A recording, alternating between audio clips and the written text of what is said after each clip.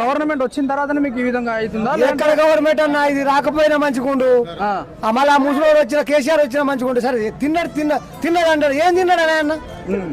కానీ మీకు మంచి చేసిండు ఏ రాజా బతుకన్నా పోయిన గవర్నమెంట్ 10 సంవత్సరాలు గుండెల మీద చేసుకొని బతికి నేను 20 ఎకరాలు నాటు పెట్టించుకొని నిద్ర పోయిన తెల్లని దాపోతుంది దాకా కరెంట్ ఇట్లా ఆన్ చేయడానికి పోలే. అట్లా అర్థం కాదు.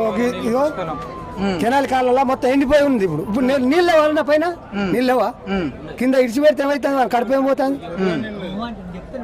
ఏం లేదన్న ఉత్త జనాలు మళ్ళీ రేవంత్ రెడ్డిని కావాలని కోరుకుంటున్నారు.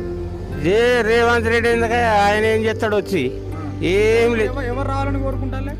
కేసీఆరే రావాలి.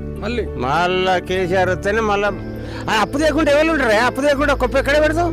అప్పు చేసి పోయిండు ఆడేమున్నదని వచ్చినాడంటే చలో నువ్వు చేస్తున్నావు కదా, మరి నువ్వెందుకు చేస్తాను 3 రోజులకు?